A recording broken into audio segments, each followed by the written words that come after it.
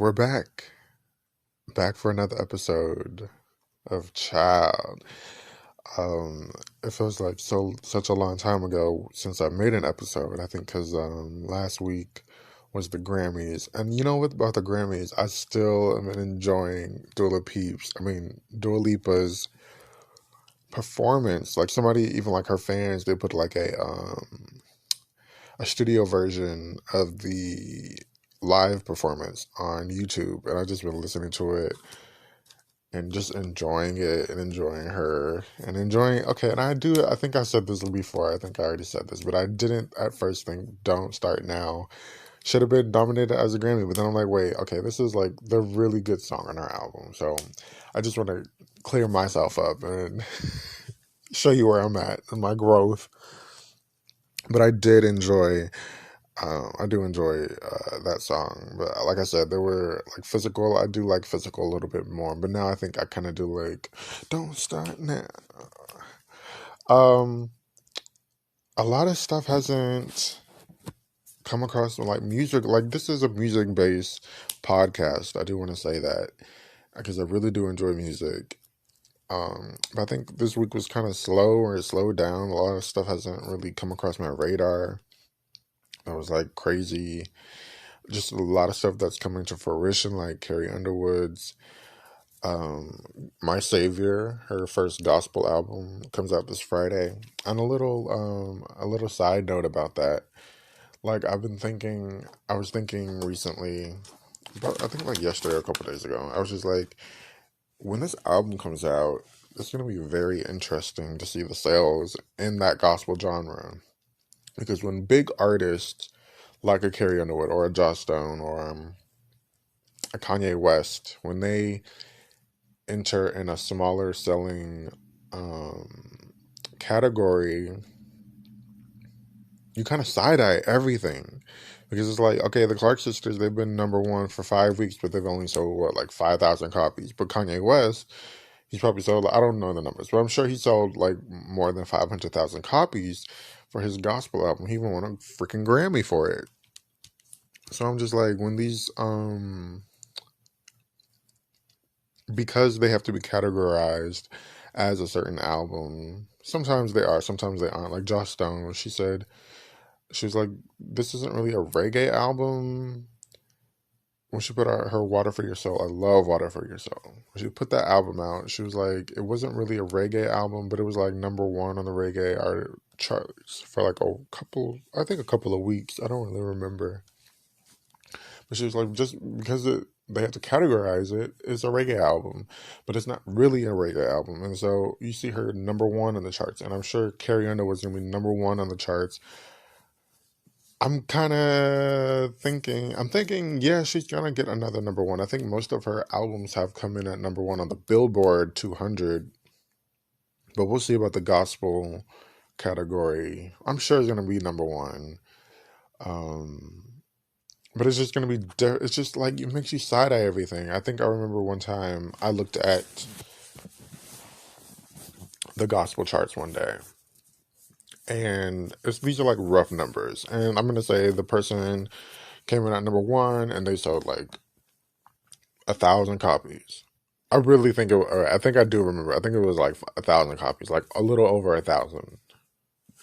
And but they came in at number one, so I'm like, that's not completely fair to for Carrie Underwood or Kanye West to come in and sell 500,000 and to sort of dominate and win that category. It's weird. It's so weird. But that's coming out, and then she also announced that she's gonna give. I think she's gonna be on GMA sometime later this week. But this is it this week? Oh yeah, this Friday. Oh no. I'm sorry. Sometime later this week, she's gonna be on GMA or NBC or somebody singing. But she's gonna give a free concert. I'm kind of excited about this one, and I'll be off to watch it. We're closed on Easter Sunday. Thank God. Oh my gosh, work is just. Oh my gosh, child. Like the headache of hearing people ask the same questions over and over. It's exhausting. It's exhausting. So we're gonna be off on Easter, and she's giving a free concert on Facebook Live, or live on Facebook, whatever. And it's gonna be in some kind of temple she talked about. I don't remember, but that's gonna be very, very interesting. Carrie Underwood is a phenomenal live singer. Um, yeah. So let's make sure. I'll definitely check that out, and we'll have a review for her album next week. My Savior. Let's see what it's all about. Okay, so one thing. Oh, I meant to talk about this first. I really did. Oh my gosh. Oh my gosh. I meant to talk about this first. Oh, just another little update. That's what I was gonna do. The updates first. Finally, we get the Tina Turner documentary. It comes out on Saturday this week on HBO. I'm kind of sad about it because of this narrative people have gone with. I guess it's like a little clip of. I haven't seen any. I think I saw like one small trailer, but I haven't seen any footage so far. And I'm kind of like, I don't want to. I'm like a. When it comes to certain things, I like to not to know what I'm gonna watch. Like I hate when the Housewives they give you a. Oh, not the Housewives. Who does that? My 90. No, not 90 Day. Some shows, you know how some shows they just give you like a little preview, and you're like, no, I don't want to watch. Like okay, yeah, at the beginning of like the Housewives or Married to Medicine, they'll give you like a season preview, and I'm like, no, I want to be surprised. Show me, I'm gonna watch, and if it's good, I'm gonna watch, but I want to be surprised. So I haven't watched any of the Tina Turner trailers, but this clip and this narrative going around, which is true. It's not really a narrative like fake, but it's true. You know, it's she's saying this is her last goodbye to her. Oh my gosh, am I getting emotional? Okay, hold on. So she's saying this is like her last goodbye to her fans. Why am I having a hard time with this? She's saying this is her last goodbye to her fans, and I'm just like, oh man, this is kind of sad. But something I read a little clip. I had the book. Like I told you, I had the book. I should go really read the book from her last, no, her second to last book because she just put one out, and it was in her book when she was going through her like her cancer and then her kidney failures. I guess she was having a hard time even living, let alone like day to day. And in where is she? Not Germany. She's in. Oh crap! Not the Netherlands. Zurich. Zurich. That's Germany. Yeah. I think she's in Zurich. Yeah. When she, in Germany, they can put you on a helpful suicide. Like if it's legal suicide, legally you can commit suicide.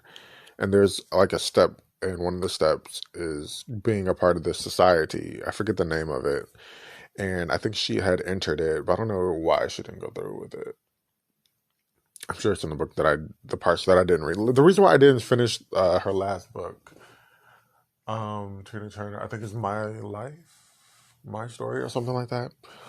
The reason I didn't finish it because the parts that I had read were talking about Ike and she's going back in time, and I'm like, I just read about this. I don't want to read about this again because I literally just read about it in her first book from her first book. And I'm like, okay, good, let's move along. But you think about it, and you think Ike and Tina, that's forever going to be the story and a part of her life and a part of her narrative and a part of her story. And so you're just like, okay, I get it. But I'm kind of tired of hearing about Ike. But she was just saying this is her last goodbye to her fans. This wait, okay, we're going to have to watch because I read, she said she's going to have to go say goodbye to her fans when she was saying goodbye to her American fans when she did the Tina Turner went to Broadway. The Tina Turner show went to Broadway, and she was saying this is going to be the last goodbye to her fans. I don't know if this documentary is the last goodbye to her fans, but I can see it as both. I can definitely see it as both. But it's just like sad, you know. She's 81, 82, and Yeah, that thing. Okay, so Tina this Saturday. But I did want to start off by saying that this morning, Labelle, and it's been all over my timeline. I'm so sick of reading it. I think Craig has been like Craig Seymour, the journalist I talk about, the music journalist I talk about. He's been retweeting it, and a couple other people because Janet is also a part of this. But Labelle from Patti LaBelle, Nona Hendrix, and Sarah Dash of Labelle, their song Lady Marmalade, pretty much their only hit song, is inducted into the Library of Congress's National Recording Registry. I don't 100% know what that means. I've never really heard of it, but apparently this is huge news for the group and for music in general. A song about a hooker being inducted into foreverness. So that's pretty cool. It's pretty cool. Like, I'm not going to downplay it at all. I've never heard of it. Um, but yeah, that's cool. So they've been nominated. I mean, they've been inducted. They haven't even been nominated. They've been inducted. And they did a little like interview. I think they had like a CBS interview. I don't have like regular TV like that.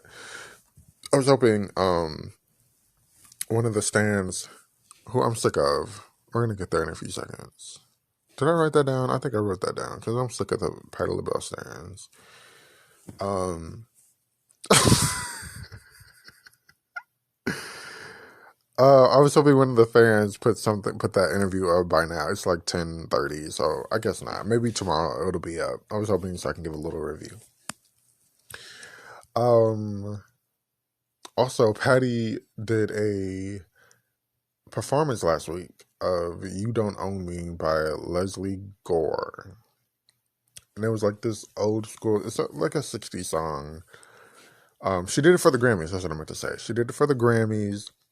I'm not. I think it was like the sideshow of the Grammys. I'm not really 100% sure what it was for, but the song you could go look up on YouTube.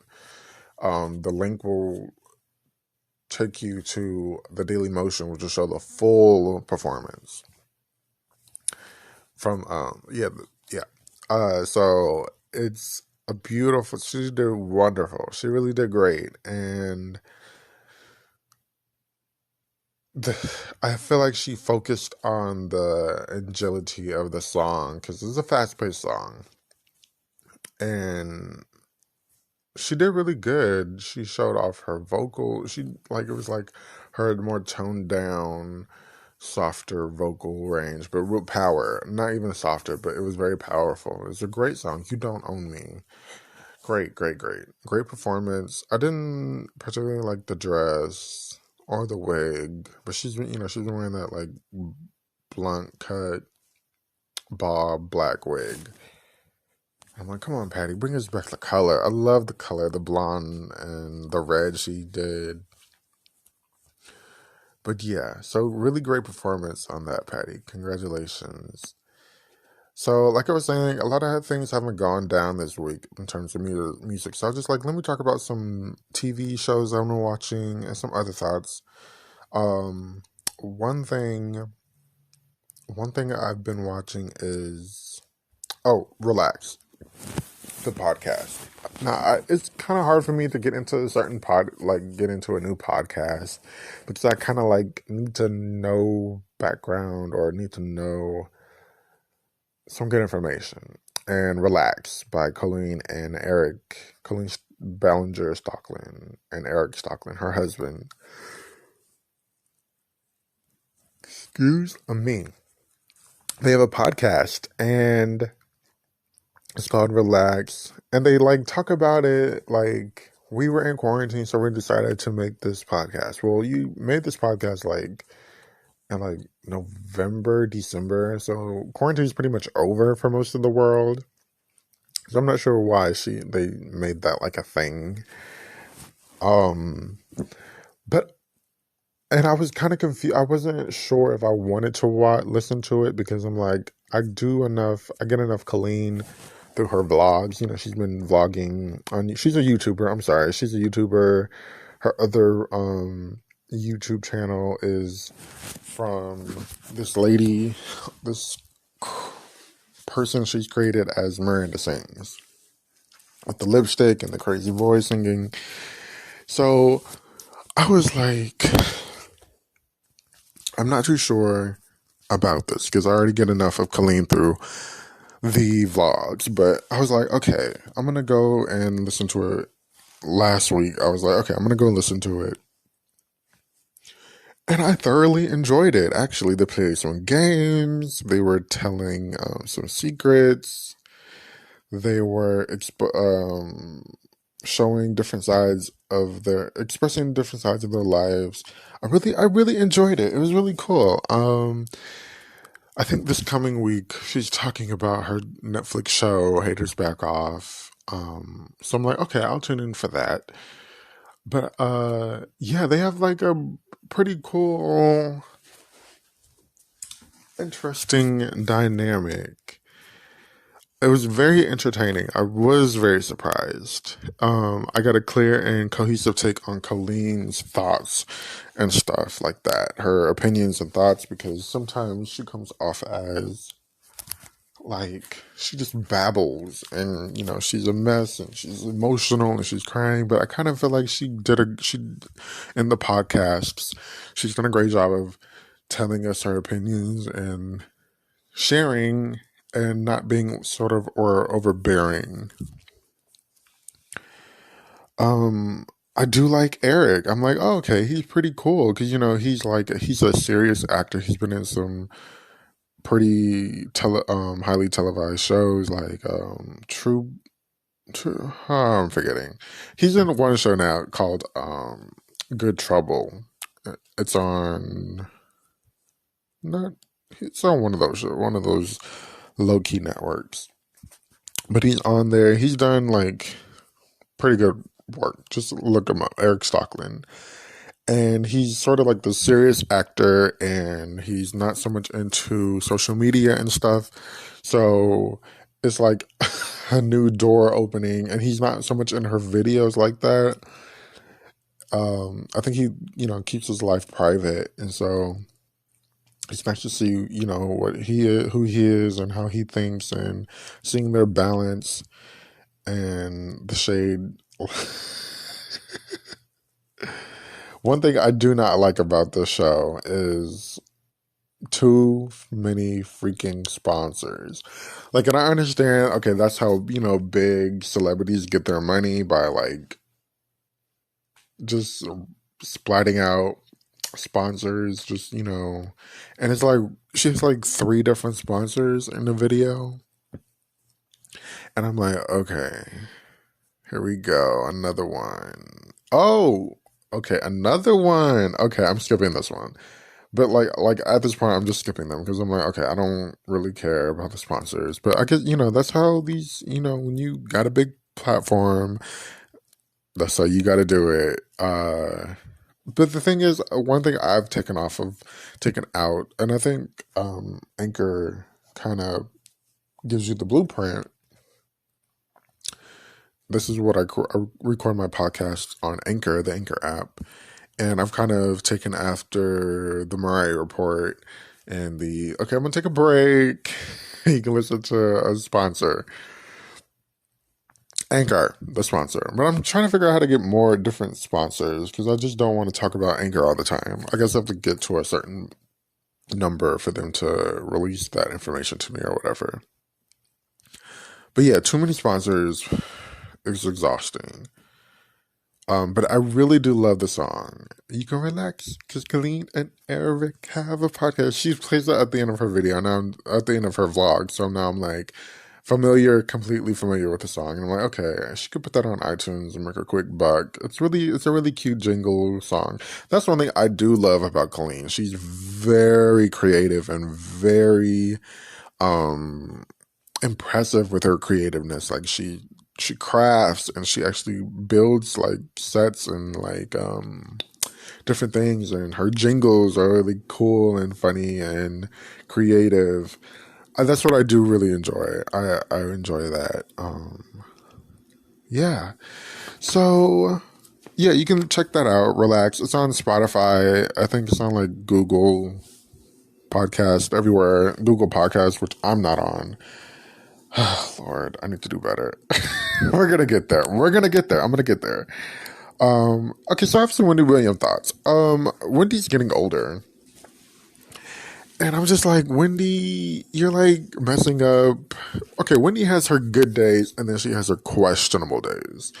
Her really good days when she's looking good, she's remembering everything, and the story wise, she sounds great, doing great. And then she has her days where it's like, oh, I don't know what's going on here. What's really good? It's like she might be slurring, or she, like the other day, she like talked about this one subject for like 20 minutes during Hot Topics. Like her chair broke right before she was about to go sit in it, and it was a debacle. And she just talked about it, and then she went on the after show and talked about it. Just like, okay, we get it. Your chair fell. Your chair broke. But she's getting older, and she's like messing up like the story in 3 different places, and it's just like, and then she will give you opinions and making them sound like facts, and it's like it becomes problematic. I just wish she could hone in a little bit. Like, I understand, you have a life, and this is 100% your life, but I wish you would be a little bit more on top of your hot topics. Like, you were in the past. Like, I understand, time goes on and stuff. She's like 56 now. Like, I get it, but let's do a little bit better. Relax. You don't owe me. Okay, so when I come back, I'm going to talk about a show that I found and I absolutely adored. It's called Why Women Kill. And then later, I'm going to talk about Genius. Now, I talked about it, Genius, Aretha from the Nat Geo last week. But it's finally out, and I have lots of thoughts on it. I'm going to tell you that. I have tons of thoughts. We're going to get into it. But first, let's get into Why Women Kill when I come back. Okay, you're still here. Thank you so much. Child, let's get into a TV show that I just found out. It's been out for a couple of years now. It's been renewed for a second season. That's how good it is. I'm sorry. It is created and written by Mark Cherry, who did Desperate Housewives. And now that I know that information, I understand it completely. He has a very specific thrill to his work that is very enjoyable. So like I don't know how I came across that part. Okay, so I had just been, what's it called? Homecoming. The Real World Homecoming. They came out, and the Real World, the Real World is doing a reunion. It's like the 30th anniversary of the Real World, the first Real World on MTV. And the show launched Paramount Plus, which is another streaming company, which has like MTV and CBS. Whoever their parent company is, I think CBS, MTV, I'm guessing CBS is owner of MTV now, or they're in partnerships or whatever. So they launched Paramount Plus. And I was on YouTube, and that part that I'm confused about, I'm forgetting how I came across it. Because I had already watched the first episode of Homecoming before I came across the channel. that, and on the channel, on the Paramount Plus channel, they had put up first episodes of certain shows. Like Homecoming came up, was the first episodes uploaded on YouTube, onto YouTube. So I had like look at the recommendations, and I saw Why Women Kill, and I was like, oh, okay, I don't really know what this is about, but I'll check it out. And baby, child, honey, we're talking about some good ass TV. It takes place, the plot is three women that had lived in the same house in three different time periods go through shit with their husband. One is in the 60s, who's played by Jennifer Goodwin. The 80s, Lucy Liu. And then we're in 2019 with Kirby Baptiste. Okay, so I'm going to rank them in terms of my favorite. My favorite in terms of the storylines that I thoroughly enjoyed, I think are better than the others. Okay, so the 80s is first to me with Lucy Liu. Lucy Liu killed this role. She did incredible. She was funny. She was dramatic. She had the one-liners. She had the expensive fashions. She played like a rich woman. Her husband is gay, and Lucy's having an affair with her best friend's 17 or 18-year-old son. There's drama in that. I'm not going to tell like the ending of it. I'm just going to tell you some good parts or the basis. Next, we have the 60s with Jennifer Goodwin. Her husband is basically having an affair, a full blown out affair with this waitress. The waitress, do I want to tell that part?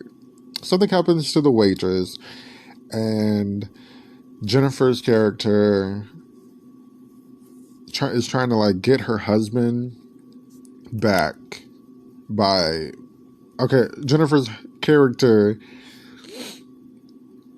befriends the waitress. The waitress is played by a woman who's like 23. I didn't know she was like 23. I didn't know she was so young. And she played on Mom, the TV show. I love Mom. You know, Mom is coming to an end thanks to Anna fucking Faris. But I didn't know she was actually like 23. And she actually like low-key played her age on the show. So I was like, oh, wow, this is very shocking information. But Jennifer befriends the waitress, and she's trying to get her husband back through different things, games and advice that she plays on the waitress, and getting information about him through the waitress.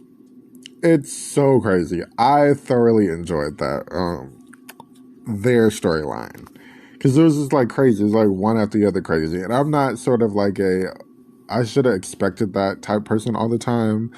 I'm very, I think, surprised. I love being surprised. It was clever. It was clever writing. And then the third we have is the 2019 couple. They are the most boring, dumbest, ridiculous, unnecessary couple out of all three of them. It's played by Kirby. She has a husband. They're in an open marriage. Kirby's a lawyer.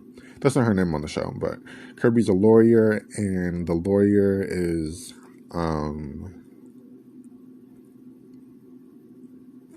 tired of her husband and he's a screenwriter, and he hasn't had work in years.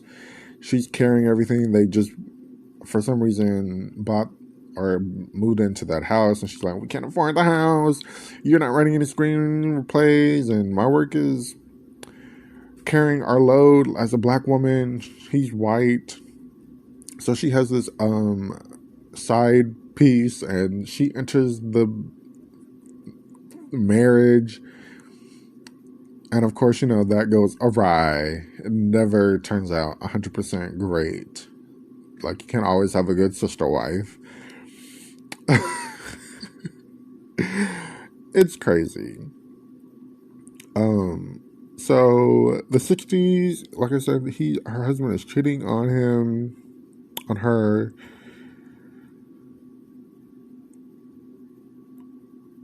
Yeah. the 80s, they talk about AIDS.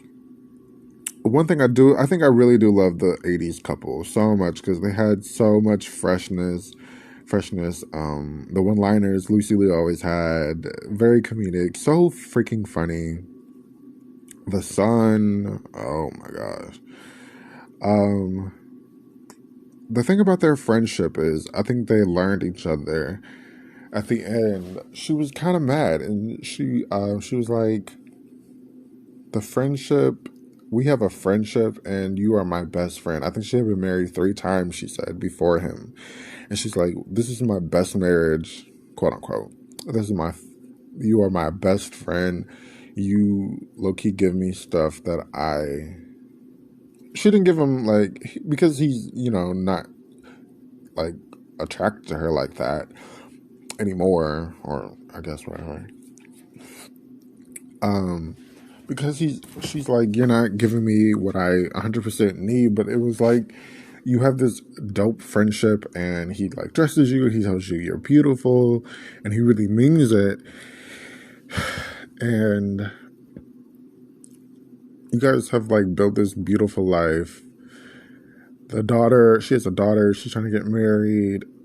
It's just crazy. I'm not going to give it away, but I'm just saying, Why Women Kill is really good. Please check it out. It's on Paramount Plus. Like I said, it was picked up for a second season. We're going to see how that goes. I think they started, like a lot of TV shows, they started to record during Corona, after everything was opened back up a little bit more. And I think the last thing that was on their Wikipedia page was like, it's been postponed. I mean, like production had been stopped, but I'm like, okay, I'm sure production has started again.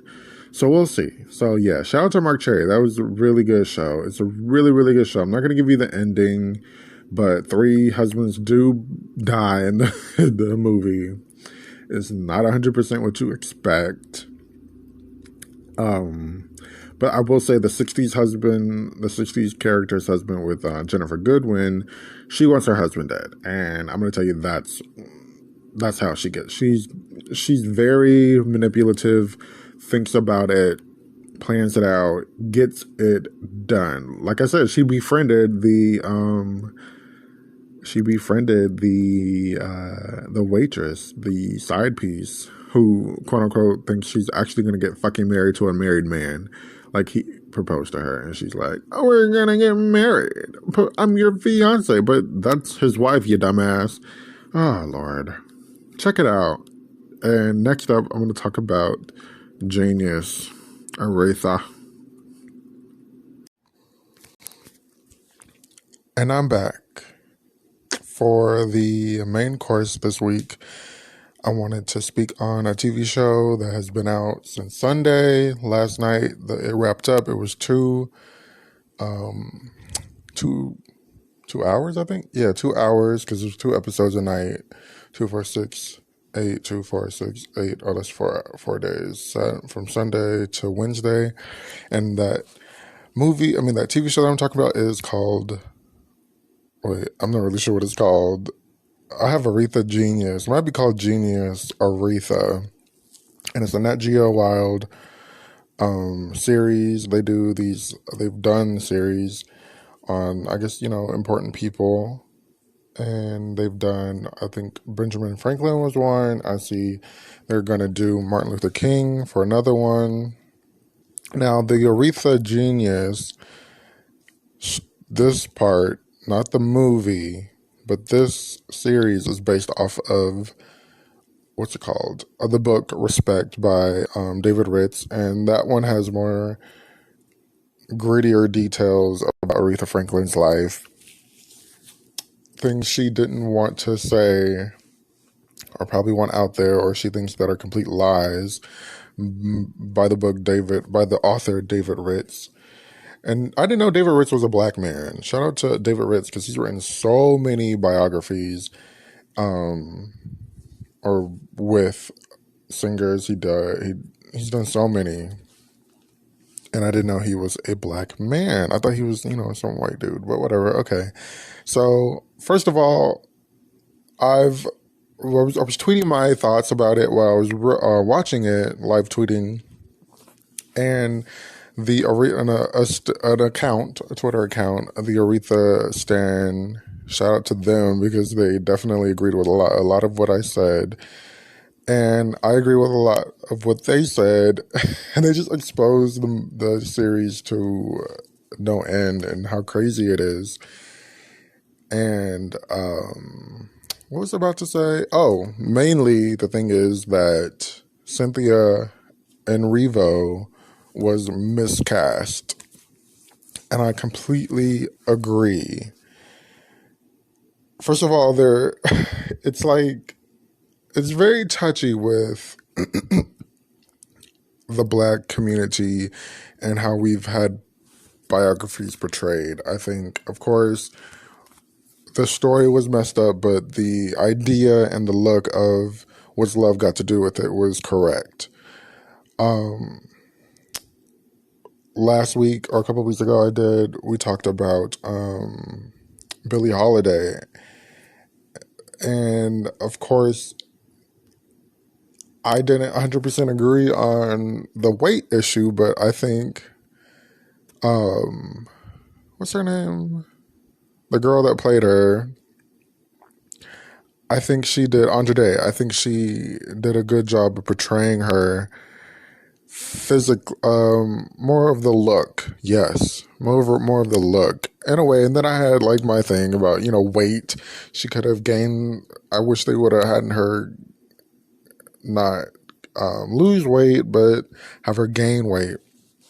And here we go with Aretha. Now, Cynthia Enrivo. Okay, so you hear about Andra losing weight to play the role. Cynthia Erivo pretty much didn't do anything to play the role.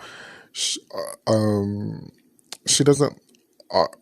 What I'm trying to get to is Aretha is portrayed as a dark-skinned woman, even as the child, because there's like the child story that we see. Finally, it ended in episode 7, and I was just like, thank God, I'm so sick of seeing that child. She's a gorgeous little girl, but I'm just so tired of seeing her. But you can see her being portrayed as a dark-skinned woman, and then Enrivo is a dark-skinned woman. I'm like, Cynthia should have been. I'm like, am I watching Aretha Franklin or am I watching a Nina Simone documentary? I'm so confused. I don't appreciate that because we all know Aretha Franklin was not a dark-skinned woman. She wasn't like, I'm pretty dark-skinned, but I'm not that dark. I'm not just saying that just to say that, but like I'm pretty like brownish, lightish features, not super light, but I have some, highlights. But I feel like my skin or Aretha was a little bit lighter than me. Aretha was somewhat of a light-skinned woman. Like, she wasn't a Beyonce light skin, but she definitely, I think she's in the sort of class of Janet Jackson and who else? I can't think of anybody but Janet. Maybe she's a little bit lighter than Janet, even at that. But Aretha was not a dark-skinned woman, so it's kind of weird trying to see this. And then Aretha was not a thin woman with toned arms. Maybe in the earlier part of her career, she was a thinner woman, but she wasn't a thin woman. She ate, and she ate, and especially towards the 80s and 90s, she was a thick woman. And that wasn't really portrayed correctly, I don't think. They didn't do anything to she just wasn't the right person to play this role. She didn't do much. Her acting was... Cynthia's acting in the beginning, I'm not gonna say it, in the beginning, maybe the first 2 episodes, it was really good. Her acting was really good. But then I'm thinking maybe that's because the story hadn't developed and things hadn't really popped off in Aretha's life at that point for her to really go give us some acting. But I had made like a little sarcastic tweet, like, cause she was just like, I just noticed she just kept giving the same stare and the same like blank face. in her scenes, and I'm like, what an actor she is. And somebody was like, yes. And I'm thinking like, no, I was being very sarcastic. Cynthia's acting was borderline horrible. Like, I feel like the movie was very, what did I think? Or what did I say? I feel like the movie itself was very dynamic. It had the proper effects and the proper, at some point, the effects. It had the proper budget, but the acting was very Lifetime, especially with Enrivo's characters. I found the families, and oh my gosh, fuck Cynthia, Courtney B. Vance as Aretha's father, Reverend C.L. Franklin. He did an incredible job. I'm just thinking like he gave more of a dynamic performance than Cynthia, and the sisters, Irma and what's the other sister name? Irma and homegirl. They gave more personality and life to the scene than Aretha did, and I'm like, Aretha wasn't some dull, staring at the ceiling, quiet. Well, she was quiet, I guess. But she had a personality. She's an Aries. An Aries, what I've noticed, these celebrity Aries, Billie Holiday, Aretha, Mariah, Diana, they have these personalities. And they're very unique, like I've said. They're very unique. And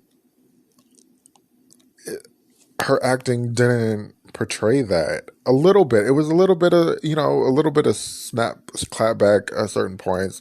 But I felt like it needed personality. That's the one thing that I think is missing from a lot of these biopics. Where is the personality of the character? They did start off with this like black and white thing for like back in the day, and we're talking especially in the 30s, I think the 40s when she was born. They give a little backstory to her mother. Let's just say Aretha's life was so traumatic and so sad to the point where I feel like a lot of these singers, and a lot of these back in the day, especially, they had to go through, they came from nothing, or they came from broken families or broken homes or broken something, but then it kind of maybe prepared them in a way to handle the business and handle the people and sing and perform and be dynamic. And one thing I did take away from this movie was I wasn't 100%, like I understood, okay, I got it, she was a child prodigy in a way, but I didn't really understand it until you actually see it. And then I went and listened to her first album, her first gospel album. She was 15, and she sounds exactly like she does when she's like 20 when she recorded, or 26 when she recorded, or in like the 70s when she recorded Young, Gifted, and Black. Like her voice is so dynamic and so strong and so powerful. I did not understand that. So, sometimes people are like, yeah, Smokey Robinson tells the story of him going, he was friends with Aretha's brother, and he had heard her sing at her house. I guess he was like in the house, and he had heard her sing, and she was like 5 or 6 or something. He was like, oh my gosh, her voice. Now I actually believe it. I believe him when he said, because it's hard to believe, a little child, like we get it sometimes, kids have talent, but I think it's hard to believe sometimes, and especially back then when there's like literally no evidence but stories. I get it. I get it now. I believe, I understand. I believe her gift was completely God given. I believe, she went through this thing. Her mom left her at or her mom didn't leave her, but her mom left the family situation at 10, but, still kept in contact and was a mother in a sense to them. And she left at 10. And then, Aretha like played the piano. She wasn't she didn't classically learn how to play the piano. She learned by ear, and her voice and her talents were very God given. I believe that 100%. That's something that I learned. But the black and white was annoying. We don't need to. It gives it an effect, but it's a low budget effect at this point. Like we don't really need to go back into time. playing black and white film, looking at a black and white film. I found the wordplay very weird, but I understand it is a movie. But I'm like, I kind of wish like movies were like they shown the reality of certain things. Like, I'm sure they did not like. I think Ted at one point, her husband, who I realized another thing I realized, he was so much older at that point because he had dated and managed Dinah Washington, who was one of Aretha's idols and somebody who she went on. I don't think she went on tour. I think Dinah just was like around town and she looked up to her. And I think he married Dinah, or he at least dated her for a very long time. And so, like, and Ted is still alive. I think Ted is 90 now. And by the time he got to Aretha, he was like 30, and Aretha was like very young. Very, very young. He was like 35, 40-ish, had to be. And it's just like, oh my gosh, you were very old with this old ass man getting this old ass dick. Okay, I guess Aretha. But Ted in the movie, he said she's like blues and rock and roll and soul. She's a dime a dozen. And it's like, okay, why are you talking like this? We understand it. Why are you talking like this? And then she was talking to Aretha in the movie was talking to Jimmy Wexler, who was her producer, who revamped her career. And she was like, my voice was my guardian angel. And I'm like, girl, ain't nobody really talking like this. But okay, we get it. It's for the movie. I wish there was footage of her child prodigy, but I guess all we have is her, the audio and the album she made back then. I do wish the child who played, like I said, the little girl in the movie, she's gorgeous, gorgeous little girl. But I do wish like they gave more of a dynamic voice to her because I think there was just like her voice and doing her thing. And then I realized something somebody said was like a lot of like the contemporary artists. I think Mariah once said something like, if you are a singer of some sort, you were inspired by Aretha. And I feel like Aretha, if I'm not mistaken, to be honest. Okay, I'm not 100% an Aretha fan, but if I'm not mistaken, like she's not my favorite artist, let's be clear. As much as I talk about Patty on here. If I'm not mistaken, Aretha literally was sort of the first dynamic singer,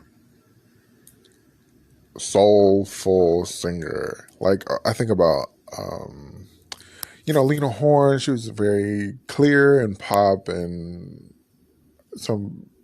I guess her voice wasn't as powerful. You think about Ella Fitzgerald. I hear Ella. Was it Ella? Yeah, Ella Fitzgerald. Her voice is good. She's a really great voice, but it's not like Aretha. I'm not trying to insult anybody, but I'm just like, it's not like some of these singers. And I feel like Aretha definitely used her range and used her talent and sort of created something and did like riffs and runs and stuff. And definitely set a blueprint vocally for certain things. And yeah, I don't know why I said that, but here we go. So then we get to like episode 3 and 4. That's when it starts getting crazy. And I feel like this is when we are getting creative license. Because the way they made it seem like Aretha was raped. Like maybe date raped. But it's not like a date. But she was like, the scene that we see, she's at this, like, she's on tour with her father and the gospel people. and they all were drinking and having a good time afterwards.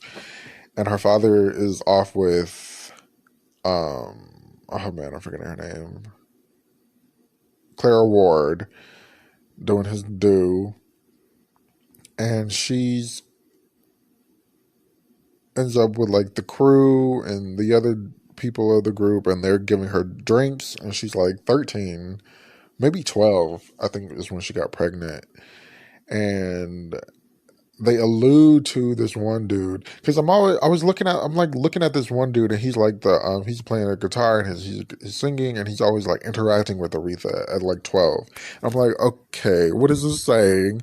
So then like one of the last scenes you see before she finds out she's pregnant is him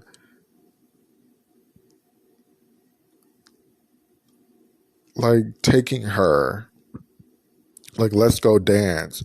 And I think that was the last scene we saw with him and her. And they kind of made it seem like she was raped because she wouldn't say his name. Or no. She said she doesn't remember. And the way they said it, she made it authentically seem like she doesn't remember. Not that she was trying to hide it. I think the second time she was trying to hide it.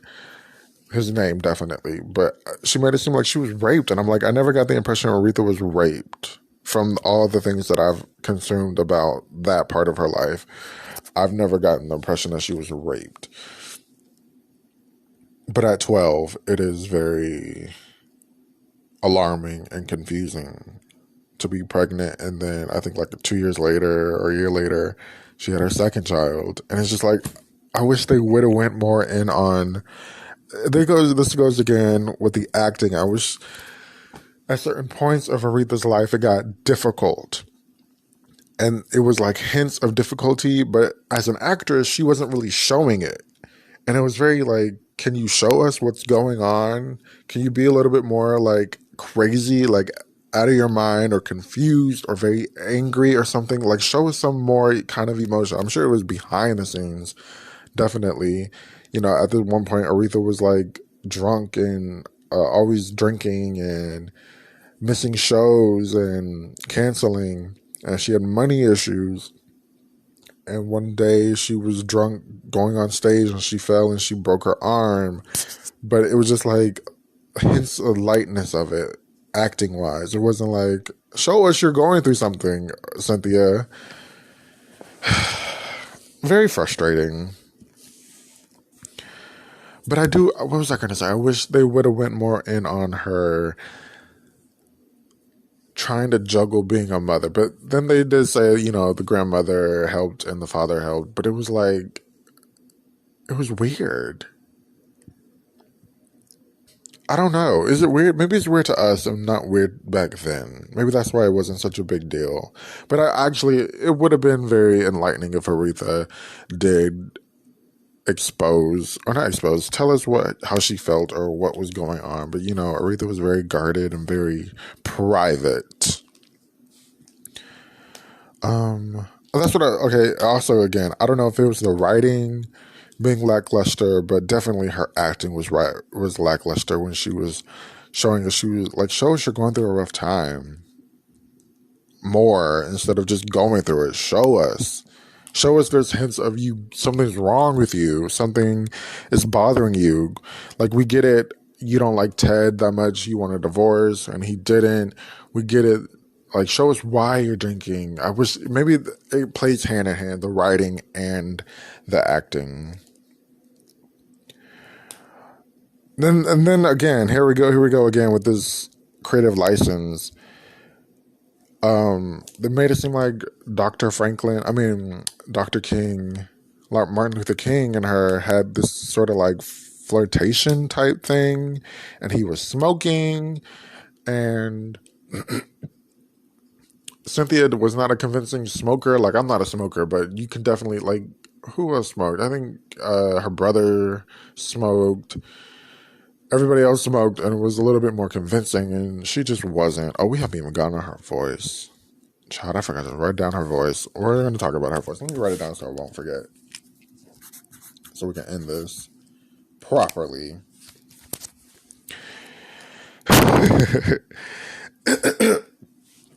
But I'm like, why did it seem like they were flirting with each other? like I get it, but then I get he was that kind of way, but I don't think maybe he wasn't with her that kind of way. Oh, and then her dad, she had money issues at the like sort of beginning of her career when she wasn't really charting. They had Aretha in a club, some like bar singing, and nobody was listening really. It was just like, really? Did this really happen? Her dad stopped sending money. She wasn't really supporting him. Her and her dad had like this weird tumultuous relationship. And actually, I think sort of probably in the beginning of her career, that's what it seemed like. It was always like kind of negative, and then it just kind of got worse as time went on. Her dad, a serial cheater, a hustler, tried to tell her many times about Ted, and she kind of just brushed it off. But it's like, girl, it's not like he's calling the kettle black. He is calling the kettle black. Like, he knows who Ted is because he is Ted. He's telling you what you need to do to get away from Ted, who Ted is, and you know who Ted is. You're just not jumping the broom and getting it finished. And I'm just like, was Daddy Lessons by Beyonce written for Aretha or written by Beyonce? Because definitely I definitely see the similarities. Not that, Matthew and Jay-Z had this sort of same life or lifestyle like Ted White and Aretha did. But I can see the similarities. Like, I'm telling you what's going on. Because, in Daddy Lessons, she breaks it down. Like, her dad told her about this man. And don't choose men like me. And this is the kind of man I am. Blah, blah, blah, blah. And then towards the end of her career, and hence mid-career, and not end, but like I'm thinking like the 70s, the middle of her career when she's having a little bit of trouble. Her dad, she's always like, I don't know if it was like this I guess it's this parental advice he always gave her, but it didn't seem like it was wanted, and it just seemed like he was giving this advice that she didn't want, and he was always in her business, career-wise, and it was just weird. And I feel like they could have, acting-wise, she could have gave more of shown the jealousy or the sort of hate towards other artists, like her sister.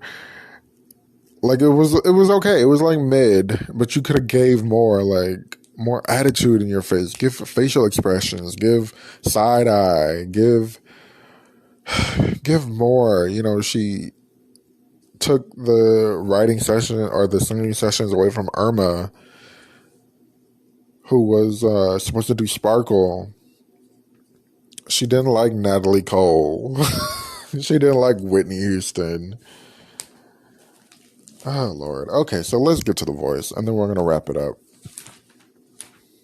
on this Aretha Genius mess. The Voice was horrible. Like I said, I'm not a huge Aretha Franklin fan, but I do enjoy some of her music, and her voice is pretty. Oh my gosh, in the 60s and 70s, her voice was crazy. And I think that's what, like, Rock Steady and Chain of Fools, like, those songs are dynamic vocally. And Cynthia Erivo is not the one to sing it. I would have preferred her lip sing. And the crazy thing is, towards the end of the episode, at the end of the first, like, 3-4 episodes, they would play her music, Aretha's music.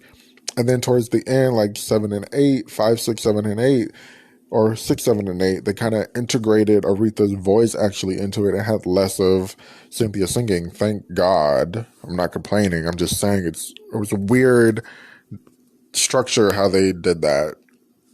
Cynthia's voice is not up to par to play an Aretha Franklin. Cynthia did not grow up in a church. Cynthia is from Britain. Cynthia doesn't know the Southern Baptist church feel that Aretha grew up in and that nurtured and helped her voice,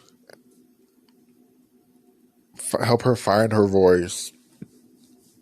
Cynthia is a Broadway singer, and Cynthia is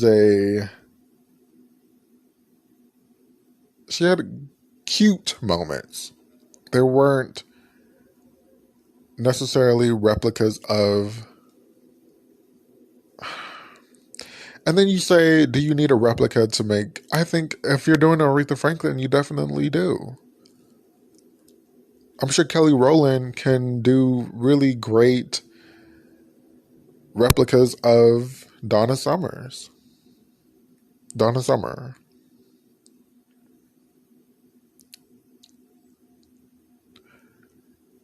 What's her name?